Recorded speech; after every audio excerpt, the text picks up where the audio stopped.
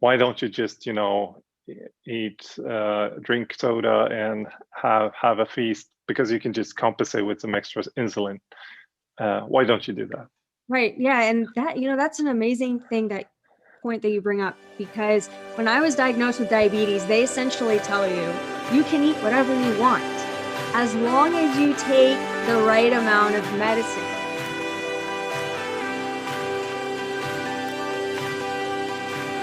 Being on a podcast, The pitfall is too much of that. The writing to me is it's a compulsion. I was one of those hard workers that. I think quite honestly, the fitness industry and the sports performance industry has probably done a better job in looking at nutrition as it impacts it than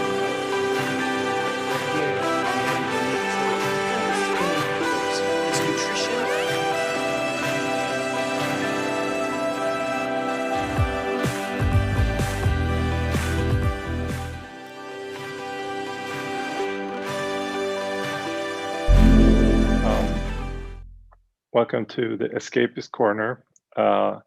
Maria Kalikas, you can help me with the pronunciation, but I think that might be something close by. I got to Maria via actually a recommendation from a friend's girlfriend who recommended Maria, and because Maria has in some way got her to change her habits, especially with the diet, and basically getting into a more of a, let's say, meat-based lifestyle or with their diet. And and I thought it would be interesting to have a talk to somebody who has influenced someone that I know about, and especially when it comes to this topic, because so many people are, let's say, confused about the things when it comes to meat production, when it comes to meat and health.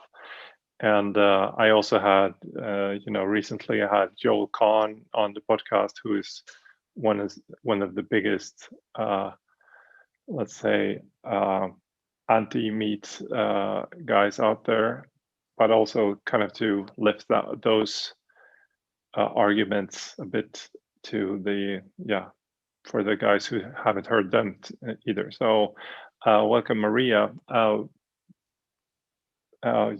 us, who are you, where are you from, and what are you doing?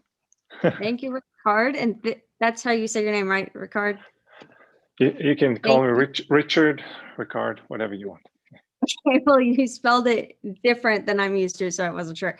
Richard, thank you for having me here. It's a pleasure to be here and to share this knowledge and information with your community. I'm very excited. So thank you again. So I'm Maria Kalikas from Canton, Ohio, and my story is relatively interesting. I began my life being very interested in health and nutrition from the age of 7 years old. I had a role model who was in the bodybuilding field, and she really influenced me as far as diet and lifestyle and training. So I really got into that.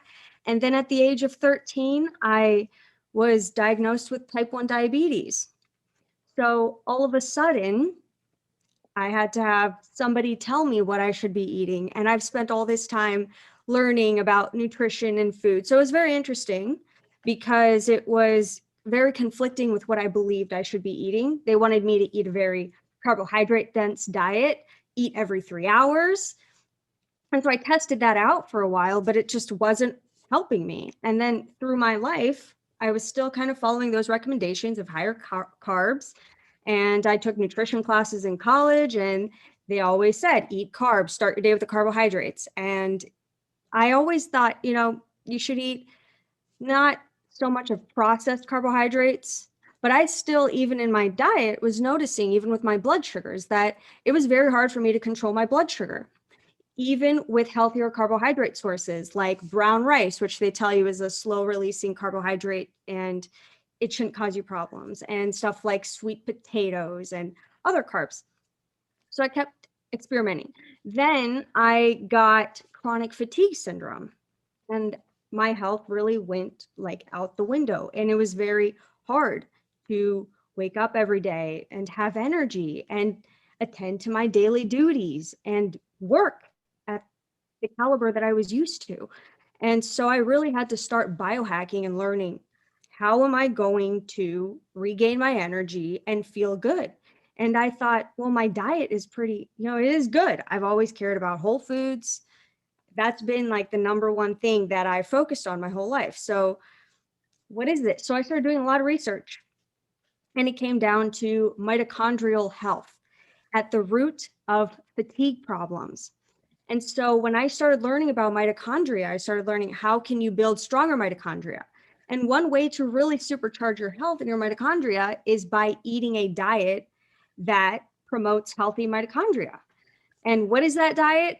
A low carbohydrate, Paleolithic ketogenic diet.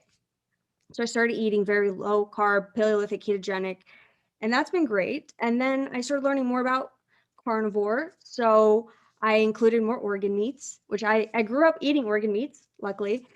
So I wasn't too off put by it, but I started including those. And the transformation that I felt once I added the organ meats in consistently has been incredible. There's no way I could go back to eating any other way. And for that reason, I really believe organ meats are necessary in everybody's diet.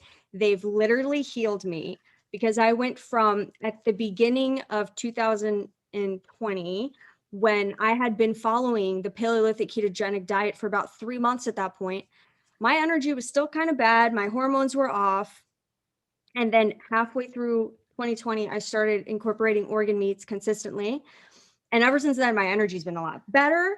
And it's the single biggest thing that has truly changed my life. So I definitely push forward eating organs and eating seasonally and locally, and especially whole foods, and focusing on nutrient density. Yeah, awesome. I mean, yeah, that there's a lot of things to unpack there. So if we reverse back to, this period where you got to know that you were diagnosed with type 1 diabetes. I mean, there are some different reasons for how you can get it, and there are more and more speculations about that being, not only it's genetical, but it is also talked about, how maybe your parents have been living, and how that is actually also affecting your health, and diabetes, type 1 diabetes. So my question to you is,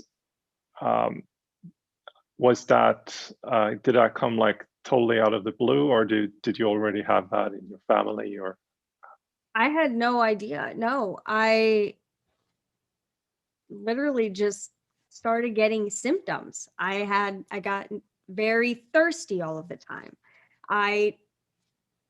It was really bizarre. I had passed out a few times, and it was really the excessive thirst and urination that my mom mentioned it to my doctor, because I ended up feeling like I got a cold or something, and I didn't feel well. So my mom picked me up from school. I was 13, and she took me to the doctor. And then while we were there, she said, she's been very thirsty and having to urinate a lot. Do you think maybe she has diabetes? And so they checked my blood sugar, and it was so high, they couldn't even read it on the meter. So then they had to check it. I think it was through my blood or through urine or something. And it was so high, they were amazed that I didn't go into a coma. And they said I had to go straight to the hospital. Then I went to the hospital, and I was there for about 3 days. And, the crazy thing is, back then, they really didn't know a lot. And still a lot in conventional medicine is really not addressing why autoimmunity happens to begin with. And as I've done even my own research, I've really learned a lot of it's that, part of it's genetic. And then it's also setting up the environment in your body to favor it to express those genetics. And with the case of autoimmunity, it all begins in your gut. So something had to have been imbalanced in my gut for me to get that. And that can be a process of 10 years leading up to you actually getting a disease. Yeah, exactly. It's called epigenetics, right? Epigenetics, yeah. Where you have,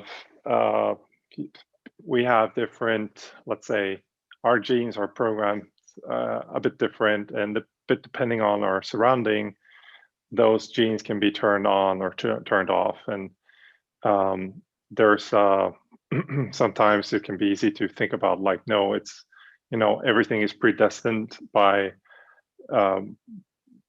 my genes, so I don't have to care about it. But it's actually the opposite, that the more you actually do take care of your genes or of your diet and your lifestyle, it tends to be like you're going to be much more safe or you're going to have less agony, at least. So I guess you've been tracking your food and your blood sugar for sure a lot the last years. Can you tell me a bit about like well, maybe we can just explain to the listeners what's like a healthy range for your blood sugar and stuff like that? Well, you definitely want fasting glucose to probably be 100 or less. So for people with diabetes, the ranges can be a little bit higher, can be okay. Like they usually say about 120 to 130 or less. With a normal person, you'd probably want it to be really nowhere beyond 115.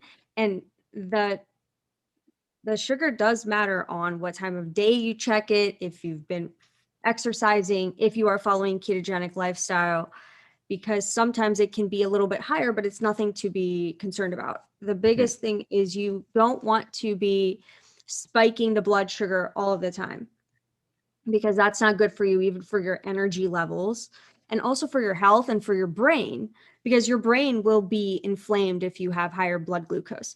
But for a normal person, you should be able for the blood sugar to go down after you eat, but you still want to minimize how many spikes you have. So within a couple hours after eating, your blood glucose should be in a normal range, probably 120 or less. Yeah. I think last times I've been measuring my blood sugar, which has been both fasted and non-fasted. Sorry, I'm gonna switch camera here. I see it's lagging a lot. See here, 1, 2, 3, magic button is, there we go.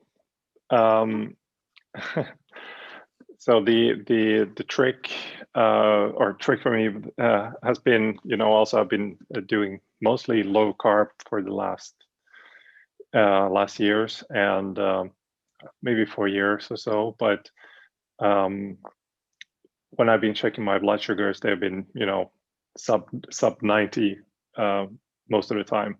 I never like 2 hours after eating usually. I haven't been checking my blood sugar that much when it comes to, when I eat a bowl of rice or stuff like that. That would be interesting. But I guess that's something you have maybe done a bit more because you have those tools more available. So how does that look like when you mentioned like brown rice? Do you have any like figures or ideas where your blood sugar is when you've been eating rice, and if you compare that to broccoli, for example? Right. So if you look at it, it all really depends on how the carbohydrates get digested in the system. And so something like brown rice is a slower digested carbohydrate. So you'll see a slight increase in the blood sugar. Whereas with something like white rice, it might be an immediate spike in the blood sugar because it's more starchy, it's white, it's much more refined. So there's a lot less processing that has to be done by the body. So it will spike and then it'll come down. almost immediately. So within a couple hours. But with something like brown rice, it can actually take even more than a few hours for it to truly get out of the system. And so it has more of a slower release the entire time instead of spikes. Okay. And how does that look like for you if you would eat those? So like for me, especially if I'm using my insulin pump, which gives me a continuous release of insulin every hour, but where I can also control how it releases the insulin. With stuff that's slower digesting, I've actually found that I have to break down my dose of my insulin into 2. So instead of it giving me the full dose at the beginning of when I eat, which I would normally do, because the food takes longer to process, and I've noticed it, kind of, it doesn't exactly go up and down. I will have it give me half of it in the beginning, and then after 2 hours, I'll have it give me the second half of my dose of medication. And I've noticed that actually helps with a lot of foods. And even with eating no carbs, protein actually gets converted in some protein actually gets converted into glucose. So even without eating carbohydrates, I still have to take insulin, but I cannot do like a full dose in the beginning because it's a very steady release. Okay. And has your dosage kind of been changing, except for now that you're maybe breaking up your dosage a bit more? Do you have you noticed any change in your amount of dosage or something like that since 2 years ago? Or yeah, so the really amazing thing that I found once I converted to Paleolithic ketogenic is that, of course, I expected to be taking less insulin because I wasn't eating the carbohydrates. So that's obvious. But the thing that was really amazing was because I also have to take a long-acting insulin. I actually had to take less long-acting insulin, and I became extremely sensitive to carbohydrates. So I didn't require nearly as much for the amount that I was eating, which was just like phenomenal and crazy. There were even times where I would eat, and even if it was, maybe 10 grams of carbohydrates, I didn't have to take any medication at all for it, or even a little bit more, because my body had become so, like, if I took the normal amount, I would be dropping extremely low. So that was really like kind of the biggest issue that I had to tweak with in the beginning of eating low carbohydrate. And it's been amazing because I don't have to take nearly as much insulin. Yeah, awesome. I mean, I say awesome, but maybe some people don't understand why don't you just eat drink soda and have a feast, because you can just compensate with some extra insulin. Why don't you do that? Right. Yeah. And that, that's an amazing point that you bring up, because when I was diagnosed with diabetes, they essentially tell you can eat whatever you want as long as you take the right amount of medicine. And I'm like, okay. So I had that belief for a while, and I noticed every carbohydrate affects me differently and I feel differently. And so if I eat something like pizza, and I used to really love eating Indian food, the Indian breads, the naan with the meat, and I just loved that. If I ate that, I could expect my blood sugar to be extremely high and impossible to control. And it was all because of it was the combination of the nutrients, the fats with the protein and the carbs. But it was really just that it was very refined carbohydrates with high fat. And when you eat carbs and fat in high quantities together, it is pretty much a catastrophe for your blood sugar. I've really experienced that. So I can't eat desserts and stuff like that unless I really want to feel terrible for the rest of the day. And it makes it very difficult too, because it spikes the blood sugar, and then I'll take the amount that I'm supposed to take to bring it back down to normal. But what ends up happening is that amount won't be enough. So then you take more to bring it down. Then it still doesn't come down. It literally takes forever to bring it down to a normal value. By the time it gets to a normal value, it usually plummets.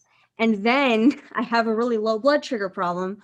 And then you're basically repeating a cycle of having to add carbohydrates again, and you're just all over the place with blood sugar. And when you have that, your energy follows alignment with that. It's like up and down, like a roller coaster. Yeah. So did your this fatigue syndrome have to do anything with that, or? It might have a little bit of an effect, but it was mostly I had some toxins in my environment that I had to detoxify from. And it was also the way that I was working. I was very much of a workaholic, and I was not sleeping enough. And that was really having an effect on me.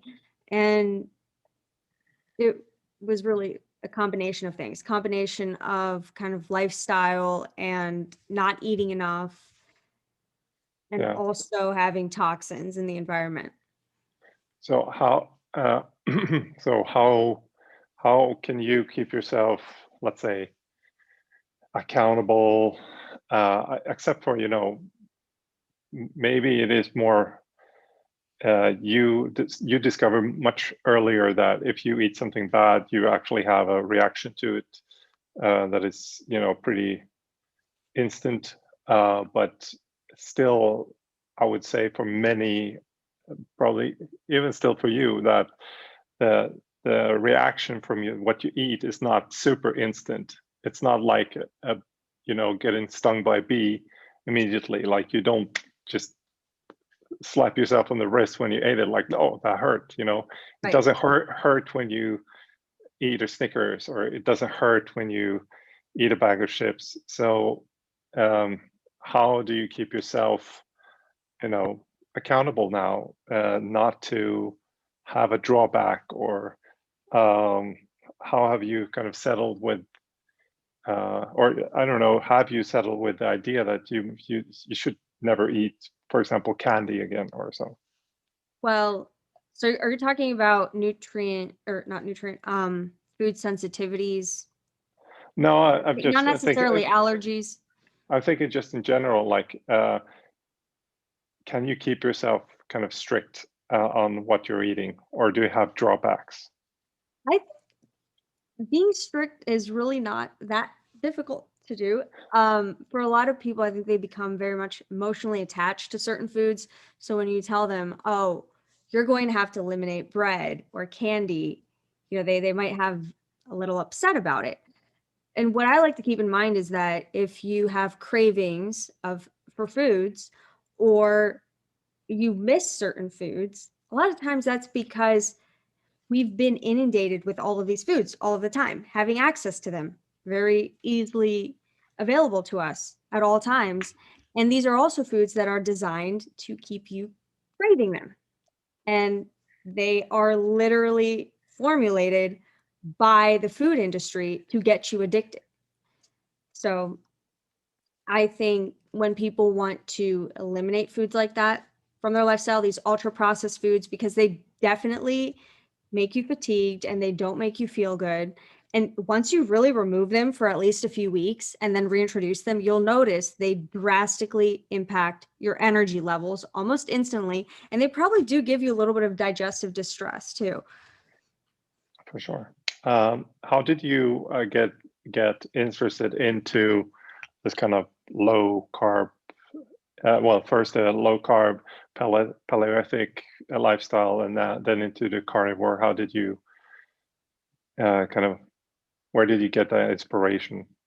So it really started, I took a master class on the ketogenic diet. And before that, I thought ketogenic was kind of like this ridiculous thing. And because I was interested in learning about lots of different diets, and I, for my business, was primarily focused on creating software that would eliminate nutrient deficiencies, that's why I really started investigating in all of these different things. Because I'm like, okay, how could I create nutritionally balanced meal plans for people if they're following this ketogenic diet? And then I was like, what are the actual implications of that? Is that actually good? Because in school, the textbook said you need 200 grams of carbohydrates a day for optimized brain health and for energy. So I'm like, this is kind of weird. So, but once I started investigating it, that's when I said, oh, I should really test this out for myself, because I have diabetes, and diabetes, the problems with it are highly driven by blood sugar dysregulation, which you get because with type 1 diabetes, you don't make insulin. So it's only logical that you would eat less carbohydrates, because with less carbohydrates, you don't have the issue. But it's not just less carbohydrates, it's which carbohydrates you eat. So by including ones that are very low sugar and ketogenic friendly, I've really been able to help, my blood sugar more. And really it's that I care about following a seasonal type of diet because I like to source all of my food locally. That way I can truly increase the nutrient density, the quality of the food that I'm eating. And so by doing that and being in the climate that I'm in, it was only logical to really follow more of a carnivore lifestyle, at least for the winter months. Yeah, cool. And where did you find inspiration for that? Because that's also kind of a wildish diet for many people. I mean, to disclose to the disclosure, I'm on my let's see here. Well, it's 38 days of also a carnivore now. So, and I've done that last year too. And I do it because it simply feels good. It's very simple in that sense for me that I can just keep myself much more aligned, and I don't get as hungry. I don't get as fatigued. I really don't never have huge issues with cravings or anything. I wouldn't say it never happens, but yeah, just for the disclosure here. But for from your perspective, how did you kind of yeah, I guess for some people you might end up there naturally, but how was that for you? Did you find any inspiration from somewhere or?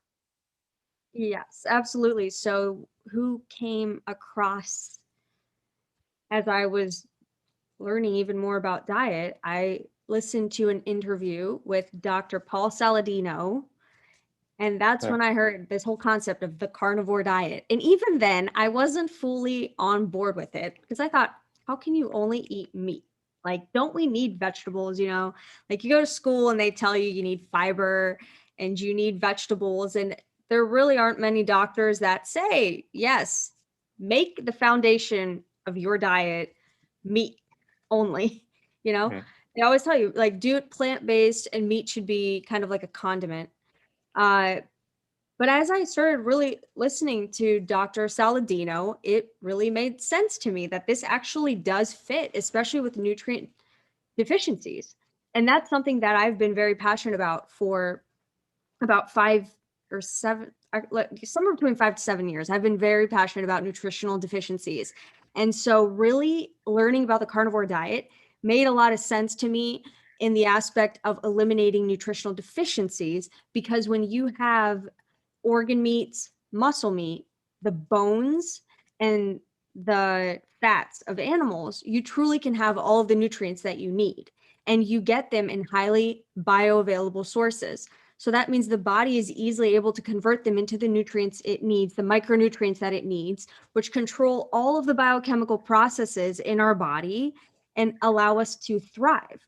And so by eliminating a lot of plant foods, especially the ones that are the most toxic, which that's a concept I didn't really know or understand, was that plants truly exist on a toxicity spectrum. And so eliminating the most toxic ones must be a priority. And once you do that and you include the full spectrum of the meats, you can truly thrive.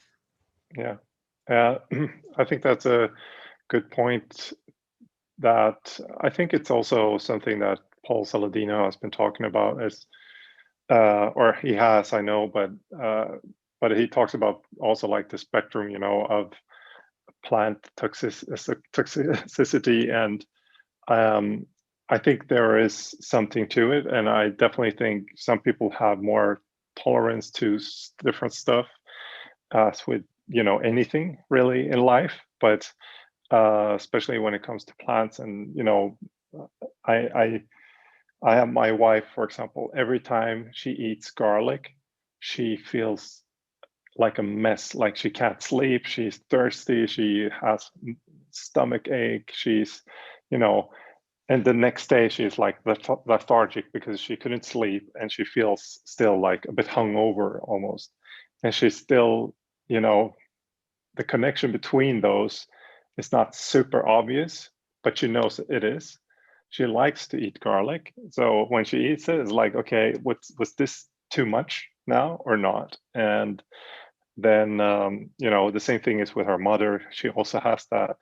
And for me, I'm totally have no issues with eating garlic or any of those things. For example, like that doesn't affect me at all. So I think everyone needs to kind of understand that for themselves. I think for me, generally, like the only thing I noticed is like taking out everything that every type of grain has been like just really good, and that has helped me with, you know, recovery, with everything that has to do with autoimmune stuff, like you know, eczema and stuff like that.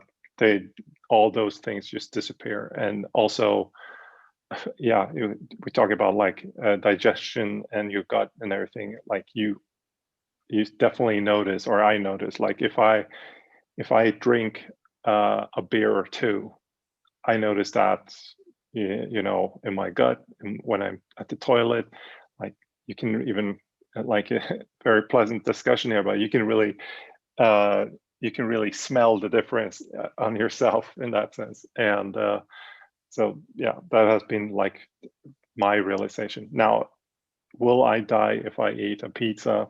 Like, no, I'm not there, and I'm not there where I'm, you know, get that I get insulin reaction, or that I'm insulin resistant, for example, or that I get high blood sugar in that sense. Not really. I'm not there yet, but I definitely know that looking at science of having high insulin, high blood sugar, it's not only like the high blood sugar is one thing, right? So if you wouldn't have your insulin, the blood sugar would basically poison you, right? And the problem is, if you are putting in a lot of insulin instead to kind of take the blood sugar down all the time, well, then you get insulin resistant, right? And that is kind of the gateway to Alzheimer's disease, dementia, some cancers maybe. So there's a lot of things that come with this, like insulin resistance package. You know, as soon as you hit that door, it's like every other door starts to open. So it's definitely nothing.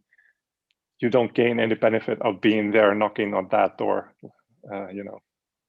So. Right. Have you otherwise like discovered any changes for you since you you know, started with more of an organ meat diet, or So adding in the organ meats has absolutely, it's helped my energy. It's really just helped me feel better, and it's added variety, and it's also really kind of made me feel more connected to the food, which I feel like a very important aspect that we often dismiss and take for granted is how our food lands on our plate. And so really eating the full spectrum of the animal has really kind of connected me to that, which has been almost spiritual in a sense, but has also really made me grateful for the food. And so I really think really a foundation of an optimized life is having gratitude and appreciation for what you have. So being able to experience that has been really interesting, you know, just from that perspective. And then it's just the fact that I get so much more energy. And it's also looking at it as this is the way that humans were eating ever since we started eating animal meats. And so for us to completely eliminate these foods doesn't make any sense. It is literally programmed into our DNA to expect us to eat a certain way. And so, I mean, really what I was thinking when you were talking about your wife is a lot of these foods that we cannot really tolerate, it really comes from an ancestral perspective. It depends what our actual ancestors were eating. And then in addition to that, it's also our microbiome diversity right now. And so we always have to prioritize a healthy microbiome. And the way to do that is by eliminating the foods that destroy the microbiome, adding diversity into the diet. And so, you might get bored eating the exact same meat every day. So when you add in organ meat, it adds different textures, different variety, different flavors. And so you never get bored, and you also maintain a very healthy and diverse microbiota in your gut. So that's very important. Did you ever, try to go fully vegan or so? Nope, I've never jumped on the vegan. I had considered it before because I kept hearing like, oh, it's good for you and meat's bad for you. And, but I never did it. I've tried vegetarian, not really. Like it was more, like a short experimentation, but it didn't work. Yeah. So what do you say to people that would tell you like, but hey,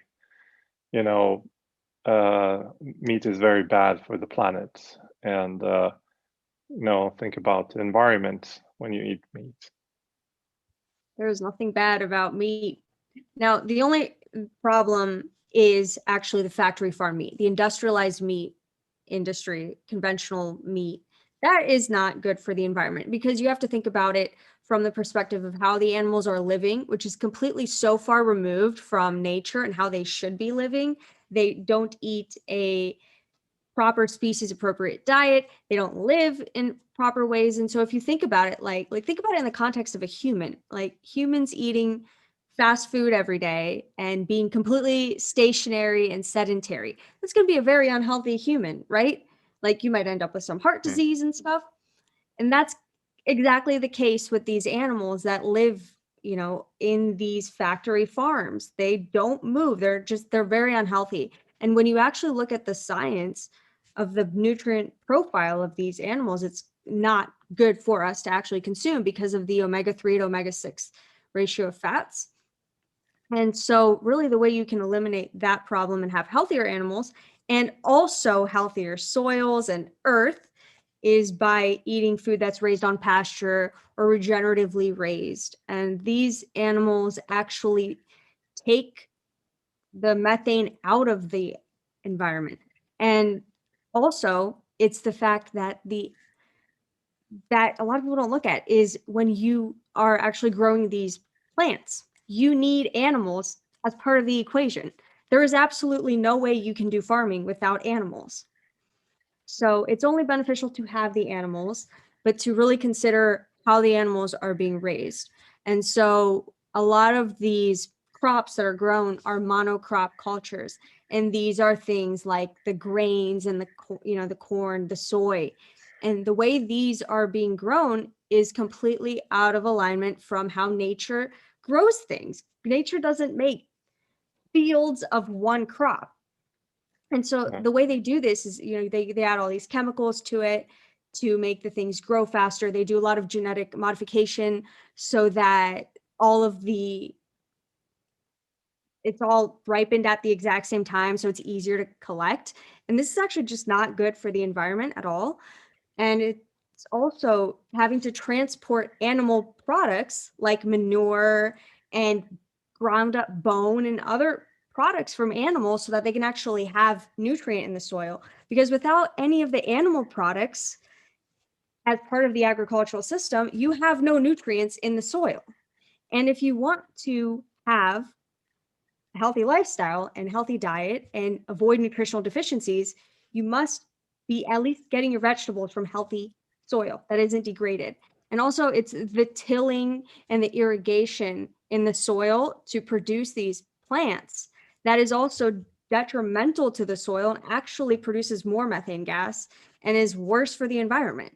So it's truly returning to regenerative agriculture, which is the type of agriculture that mimics nature more than anything else, because the animals they rotationally graze the land, and that's necessary because they walk on the land, they poop on the land, and it all is very good for the soil.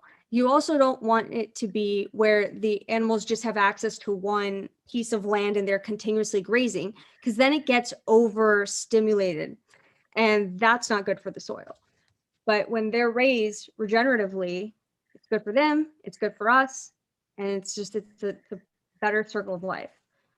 Yeah, I think I saw a very good picture of that. So what we're talking about is basically monocrops, right? And perennial,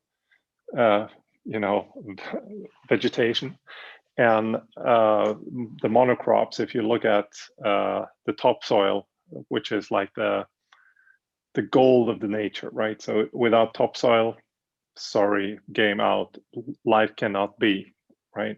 And with the monocrops, you have the roots of the monocrops are, basically that much is like, 1 foot or something like that, 2 feet, depending on species.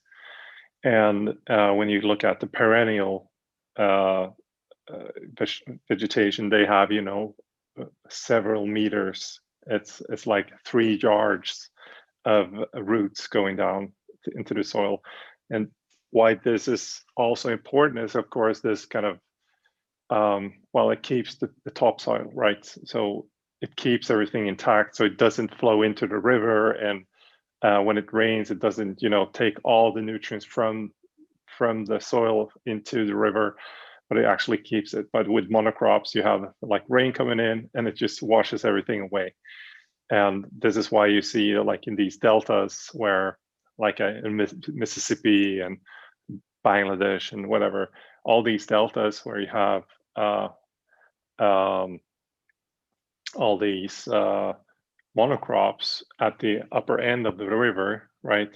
At the low end, you have like these huge algae and everything, because it brings all the nutrients from the land into the ocean, and then you have these like catastrophe of over creation of algae and stuff like that in those deltas. So it's very simple, but it's also very complicated. And I think one thing that it is very hard to get your head around is this thing of, one reason why we evolved as a species, like as human beings, is because we got so good at agriculture in one sense, because we could plan better. So we could plan and we could have, our cities and stuff like that, which was most likely not possible before, because you had to always run after these damn animals running around. So, but yeah, as soon as you started with the agriculture, you could, start planning a bit more. But at the same time, you can see kind of what happens to that. So one of the earliest, the earliest areas where you had a lot of agriculture is, of course, in the old civilization that was, one of the most known, the Egypt, right? So they were really rich, and you had this like, incredible spike in engineering and everything happening, but because of, the availability of food, basically.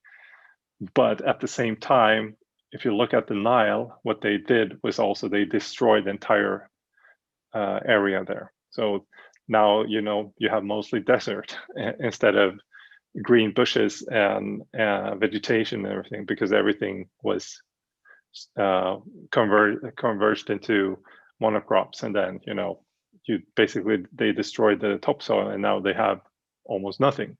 So it's kind of a hard thing to get your head around. Like, would we as a species also have this kind of, these riches and so on happening without the agricultural revolution too? but yeah, those are kind of things to try to figure out. But so what are you up to now, like with your, let's say, newfound way of living, lifestyle? So now I'm writing a book that encompasses diet, lifestyle, and mindset for humans to return to their ancestral heritage and thrive for life. It's called Alpha Ancestral, and I'm very excited about it. And what I'm really excited about is that we will be designing, well, we are designing frameworks, but we will be working one-on-one with some people to really fine-tune their needs, because it's a very customized approach. And what I really want people to know is to know a framework and way to approach how they should design the proper diet for themselves. And it's really rooted in an ancestral perspective and following the seasons, sourcing your food locally so you can stimulate the local economy, but also have access to more nutrient dense foods and foods that are less likely to be grown in terrible ways that are bad for the environment. So it's much easier to get organic stuff when it's local. It's also better for you. And even the meat that you can get at local farmers markets is pasture raised. And so they're also not using hormones, and they're probably feeding a species appropriate diet. And it's much easier to actually ask and find out those answers. And so you truly know where your food's coming from. So that's part of Alpha Ancestral, what we're promoting, and really healing the gut first. That's foundation for the Alpha Ancestral autoimmune protocol. It is the gut healing protocol. And so many of us have destroyed our guts because of our current modern day lifestyle. And that's really the birth of this Alpha Ancestral, is from the way our modern society is literally killing us. It's the toxins in our environment, the extraordinary stress that we're under, that our bodies are not used to having to deal with.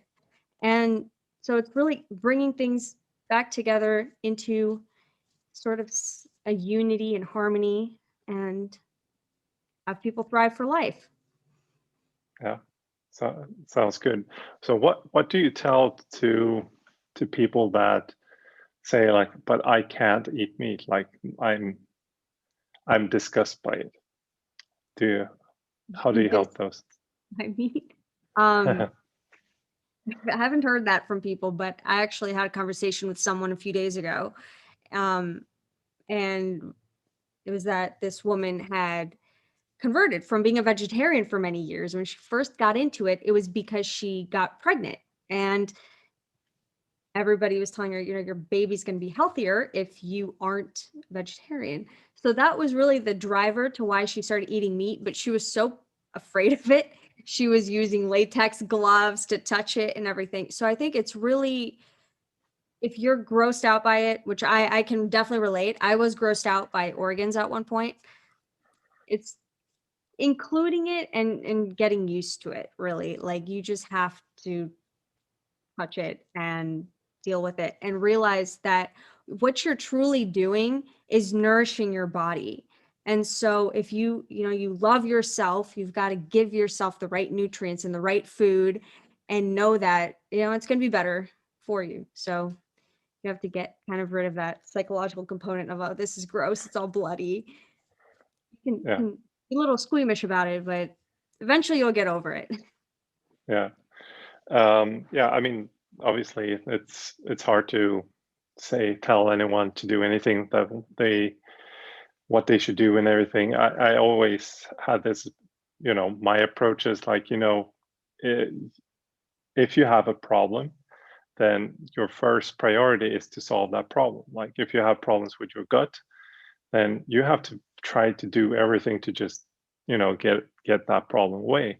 You have mental problems. Well, you need to fix those mental problems. If you have problems with your back, you need to get to the root cause of whatever is causing that. So I think, and diet is so linked to everything of that. So especially when it comes to autoimmune disorders and so on. So if you have, problems with your like your hormones, you are smelling bad, you have eczema, you have whatever kind of problems, losing hair, you don't have sex drive, you don't have, you know, if you have anything of those, then you need to have a look at your diet and your sleep probably, and fix your sleep, and then, you know, fix your diet. And what does that mean? That means, in my view, like I really agree on Dr. Sean Baker here, is like let's say the meat carnivore diet is like the ultimate restriction diet, right? So you take out everything else, and if you only leave beef and those kind of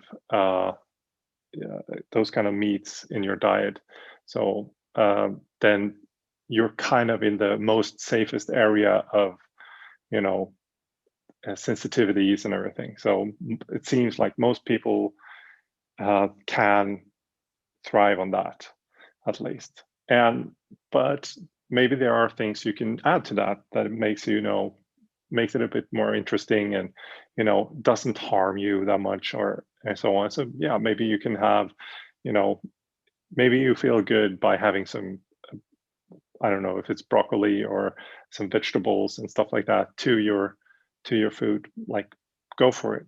But if you start noticing, like, I can't sleep, I can't do this, I have problems with that, well, then you shouldn't eat that probably. So right, exactly. And that's it. People need to truly experiment with what they have sensitivities to, because a lot of these sensitivities, they're not something like you instantly develop a rash or you get hives or you can't breathe or something. It's like the next day you might have fatigue, or you might have bloating and extra gas problems. And like you said, like the low libido and the sleeping disturbances. And it's all related to food. And a lot of times we dismiss that and we don't think it's the food, but it really is the food. And it's also the toxins in the environment and how much stress we're under. And so really having an understanding of all of these things and how they affect us, and taking it in like on an individual basis, because it's not the same for everybody. So only you know yourself and your body better than anybody else. So if something doesn't feel normal to you, it's worth investigating and looking into. yeah, exactly. And that's what I mean. Like, don't let me tell you, you don't have to eat like me, you don't have to be like me, but you need to figure out what works for you. And again, if you have any problems, well, then something is not working for you. And but yeah, so when is your book coming out? Hopefully this year it'll be coming out. We're determining exactly what's this timeline and everything that's going to go into the book, and really make it all encompassing. So hopefully this year, and having some virtual and in-person events will definitely be in the future as well, and a YouTube channel. And so it's all in the making. We really hope to change the world alpha ancestrally. Awesome. So I have some quick rapid fire questions to end this off. Favorite book? My favorite book is actually a self-development book called High Performance Habits by Brendan Burchard. Okay, awesome. If you were an animal, what animal would you be? A lion. A lion. What super hero, Marvel hero are you? Yes. Wonder Woman, is that? I think so. I'm not 100% sure either. Actually, I don't know much about them, but that's what I would be, Wonder Woman or something. There's a new one that came out, but I don't know the name. But she sounded like that's the one I would be. I think that the most one. It's a woman. I'm not sure the name though. Yeah. Okay, Canada or Mexico? Mexico. Okay, and let's see here. I have a last one. If you were to be a character in Friends, who would that be? I think B. Okay, cool. No, awesome, Maria. I thank you very much for taking the time and joining this talk and sharing your experience. And I hope people can find some inspiration. Where can they find you? They can find me on Instagram at Maria Kalikas. I also have a Facebook page, Maria Kalikas. And that's it. If they want to contact me, just send me a DM and I'll be happy to talk. All right, I'll put them into the show notes here. Okay, then thank you very much, Maria, and I wish you good luck with the book, and hopefully we talk sometime soon again. Okay. And follow your progress. Thank you, Richard. It was great talking to you. Thank you.